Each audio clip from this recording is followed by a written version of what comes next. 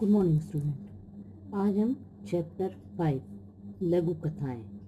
लघु कथाएं मतलब छोटी कहानियाँ।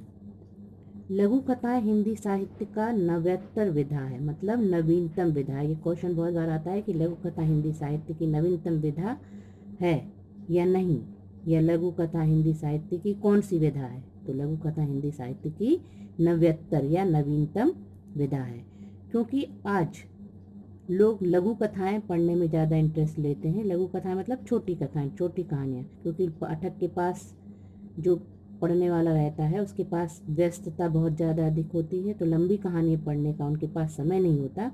इसलिए आजकल लघु कथाओं का रूप बढ़ता जा रहा है। तो लघु कथा का उद्भव सन 1901 में माधवराव सप्रे द्वारा लिखित एक टोकरी भर मिट्टी से माना जा सकता है। मतलब एक सबसे पहले माधवराव सप्रे ने जो लघु कथा लिखी थी वह थी एक टोकरी भर मिट्टी। ये भी क्वेश्चन बहुत बार आ सकता है। तो इस प्रकार लघु कथा का विकास हुआ। लघु कथा सबसे पहले माधवराव सप्रे द्वारा लिखित गई थी एक टोकरी भर मिट्टी, और यह लघु कथा आगे आगे प्रचलित होती गई, और आजकल सभी पत्रिकाओं में या पेपर्स में लघु कथाओं का ज़्यादा स्वरूप या विकास दिखाई देता है। ठीक है, तो आपके चैप्टर में है दो लघु कथाएं हैं। एक है दूध का मूल्य और दूसरा है शब्द और अनुभूति।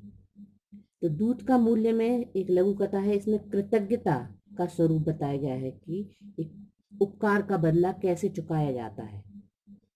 तो यह इसमें बताया गया है, और यह नई पीढ़ी के लिए एक वो है, ग्रहण करने योग्य बात है कि हमारे ऊपर यदि कोई उपकार करता है तो उस उपकार का बदला हम कैसे चुकाएं।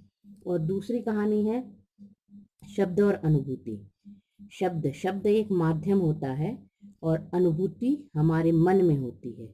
तो जो भी कार्य हम करते हैं तो हमारे मन में शब्द के माध्यम से तो हम उसको व्यक्त कर सकते हैं, पर जब हम उसको ग्रहण करने की क्षमता हमें अनुभव के द्वारा ही होती है। जब हम किसी भी चीज को अनुभव करते हैं या देखते हैं, सामने प्रत्यक्ष रूप से देखते हैं, तभी हम उस शब्द को जो हमारे मन में है उस शब्द को ग्रहण कर सकते हैं। मतलब बिना अनुभव के हम शब्द को ग्रहण नहीं कर सकते। तो सबसे पहले आपका है दूध का मूल्य। यह एक कहानी है। इसमें एक छोटा असहाय बालक गरीब रहता है, उस पढ़ाई करने के लिए वह गली गलियों में फिरकर छोटी छोटी चीजें बेचता फिरता रहता है। एक दिन बहुत तेज गर्मी रहती है, तो वह पेड़ किताब ये अपने छोटी छोटी चीजें बेचते बेचते तेज गर्मी के कारण वो भूखा प्यासा रहता है, तो पेड़ के नीचे रुक जाता है। तो उसके लिए एक कदम चलना भी दूभर हो जाता है। तो भूख मिटाने के लिए वह, उसके जेब में एक पैसा भी नहीं रहता, तो वह सोचता है, वह लाचार बालक सोचता है कि अब जीना है तो अगले घर से रोटी मांग कर खानी ही होगी। ऐसा सोचकर वह आगे सामने जो दरवाजा रहता है उस दरवाजे को दस्तक देता है, और दरवाजे पे आवाज लगाता है। तो एक गृहिणी बाहर आती है, दरवाजा खोलती है, तो उनसे पूछती है क्या है। तो महिला को देखकर जो भूख से व्याकुल बालक था उसका आत्मसम्मान जाग जाता है। तो वह रोटी मांगने की बजाय सिर्फ उससे प्यास बुझाने के लिए एक गिलास पानी मांगता है। तो भूखे बालक को देखकर वह महिला अंदर जाती है और पानी की बजाय एक गिलास दूध भरकर उसको ला देती। चकित बालक यह सोचता है कि दयालु महिला का चेहरा देखा, और बिना कुछ कहे धीरे धीरे वह दूध पी जाता है। उसकी आंखों में अंदर ही अंदर एक कृतज्ञता का भाव आ जाता है। वो विनम्रता से उस महिला से सवाल करता है कि इस दूध का मूल्य मैं कैसे चुका पाऊंगा, मतलब इसका उपकार मैं कैसे चुका पाऊंगा। तो बालक की बात सुनकर महिला कहती है कि इस दूध के लिए तुम्हें कोई भी मूल्य चुकाना नहीं पड़ेगा। हमारे बुजुर्गों ने हमें सिखाया है कि सद्भाव के लिए, किसी के लिए यदि हम सद्भाव के लिए कार्य करते हैं तो उसकी कीमत की अपेक्षा नहीं करनी चाहिए। कृतज्ञ बालक उस महिला को श्रद्धा पूर्वक निहारता है और वहां से चला जाता है। बहुत वर्षों बाद वह जो महिला रहती है, जो दयालु महिला रहती है, वह गंभीर बीमारी, उसको बहुत असहाय बीमारी हो जाती है, और वहाँ के जो डॉक्टर रहते हैं, वहाँ की जिस गांव में वह रहती है वहाँ के डॉक्टर उसका इलाज करने हार चुके रहते हैं। फिर वह उनसे बोलते हैं कि इनको किसी विशेषज्ञ डॉक्टर को दिखा दीजिए। तो वह राजधानी के बड़े शहरों के डॉक्टर से परामर्श लेकर वहाँ जाती है। तो राजधानी के बड़े अस्पताल में उसको भर्ती कराया जाता है। तो वहाँ के प्रसिद्ध डॉक्टर से उस महिला मरीज का इलाज किया जाता है, उसका ऑपरेशन किया जाता है।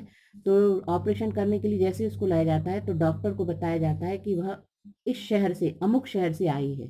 तो डॉक्टर की आंखों में चमक आ जाती है, क्योंकि वह उसी शहर का रहता है, उसी गांव का रहता है वो। तो उसने महिला का ऑपरेशन देखभाल कर बड़ा चंगा कर देता है।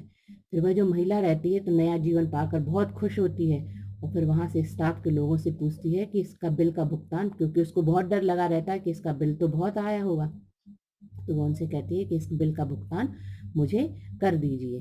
तो उसके हाथ में एक लिफाफा आता है। उस लिफाफे में वो सोचती है कि इसमें तो बहुत बिल आया होगा, उसका दिल बहुत धड़कता है। तो वो खोलती है तो उसमें एक चिट्ठी लिखी रहती है। उसमें लिखा रहता है, बिल का भुगतान बरसों पहले हो चुका है, 1 गिलास दूध। और नीचे हस्ताक्षर रहते हैं, आपका दूध वाला बच्चा जो आज डॉक्टर है। मतलब जो वह लड़का रहता है जिसको महिला ने दूध दिया रहता है, वह डॉक्टर बन जाता है। और उसको, क्योंकि उसको तो उनके जो महिला रहती है उसने दूध का कर्ज तो उसको चुकाना रहता है। तो वह जैसे ही सोचता है कि शहर से ये महिला आई है तो उसकी आंखों में चमक आ जाती है।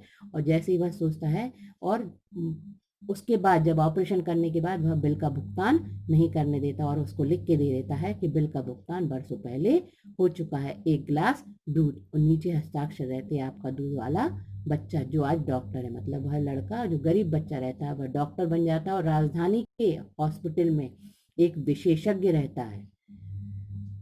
समझ में आ गई? अब इसके बाद है दूसरी कहानी है शब्द और अनुभूति। शब्द और अनुभूति में माध्यम में बताया गया है कि जो रविन्द्रनाथ टैगोर थे वह सौंदर्य शास्त्र की पुस्तक पढ़ रहे थे। तो बहुत ध्यान से पढ़ते पढ़ते वह जानने को उत्सुक थे कि सौंदर्य क्या होता है। आधी रात बीत चुकी, उनको नींद भी आने लगी, ऊब होने लगी, मतलब थकान होने लगी, और समझ भी नहीं आ रहा था कि अब सौंदर्य क्या है।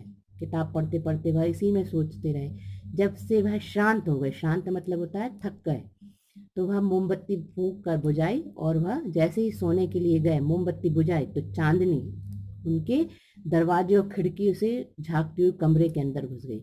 सादा सादा पूरा जब खिड़की में से और दरवाजे में से चांदनी की रोशनी आने लगी तो जो सारा वातावरण है वह ज्योतिर्मय हुआ।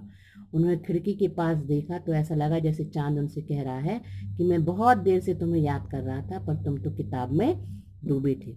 और फिर ठंडी हवा का झोंका आया। वह जैसे ही खिड़की के पास खड़े थे तो वहां से एक ठंडी हवा का झोंका आया, और उनका जो शरीर है, तन बदन है, वह चांदनी से नहा गया, मतलब चांदनी की रोशनी से नहा गया। और इस प्राकृतिक सौंदर्य को देखकर उनने अनुभव किया, और उनके मुंह से अकस्मात ही, अचानक ही निकल पड़ा कि यह ही सौंदर्य है। यह कक्ष से बाहर निकलकर छत पर आ गए, और जैसे ही चांदनी की झील में उतर गए, अब समझ में आया कि शब्द तो सिर्फ क्या होते हैं, माध्यम होते हैं। मुख्य बात तो अनुभव की होती है जिससे हमें गुजरना होता है। केवल शब्द, क्योंकि हम कभी कभी तो कह देते हैं कि ये काम हम कर सकते हैं, कितना भी कठिन काम हो, हम तुमसे नहीं बनता है और हम कर सकते हैं, परंतु ऐसा नहीं है। केवल शब्द पर ठहर कर अनुभूति नहीं होती। जब हम उस कार्य को करते हैं, जब हमें समझ में आता है कि वह कार्य कितना कठिन है, जैसे आप लोग अपने मम्मी पापा कहते हैं हम तो ये तो 2 मिनट में काम कर देंगे, पर शब्द कहनी बात अलग होती है, पर उस कार्य को करना, उस कार्य का अनुभव करना और उस कार्य के अंत तक पहुंचना, यह एक अनुभव के माध्यम से ही हो सकता है। और जीवन में भी यह, जीवन के हर क्षेत्र में यह लागू होता है, चाहे वह पढ़ाई का क्षेत्र हो, चाहे घर का काम हो, चाहे कोई भी आप सर्विस के समय हो। तो इस प्रकार शब्द एक माध्यम होता है और अनुभूति हमारे मन के द्वारा उत्पन्न होती है। तो अनुभूति जब तक अनुभव नहीं करते तब तक शब्द एक माध्यम रहते हैं। तो शब्द और अनुभूति दोनों का मिलना ही होता, तभी हम जीवन में सार्थक हो सकते हैं। जैसे हम अपने मन से जो बात निकाली है पर हम मन में ही रहने देंगे, पर अनुभव नहीं करेंगे, तो वह अनुभूति प्राप्त नहीं होगी। तो शब्द और अनुभूति दोनों का होना जरूरी है। तो जिस प्रकार रविन्द्रनाथ टैगोर के मन में सौंदर्य क्या है, यह मन उपस्थित हो रहा था, पर जब तक उनने वह देखा, अपने आंखों से देखा और अनुभव किया, जब उनको ज्ञात हुआ कि वास्तव में सौंदर्य क्या होता है। तो इस प्रकार इस क्वेश्चन में, इस चैप्टर में से बहुत से क्वेश्चन आते हैं, आपको क्वेश्चन भी आते हैं, और इसके लघु उत्तरी क्या कहते हैं, अपने जो हमने आपको बताया था ये लघु कथाओं के बारे में, कि ये लघु कथा कौन, हिंदी साहित्य की कौन सी विधा है, नवीनतम विधा है। और इसका सबसे पहले 1901 में माधवराव सप्रे ने द्वारा लिखित एक टोकरी भर मिट्टी, यह भी बहुत बार आता है। तो इस प्रकार लघु कथा के बारे में आपको, और लघु कथा आज के समाज में, आज के समय में, आज के युग में बहुत ही प्रचलित है। ठीक है, थैंक यू।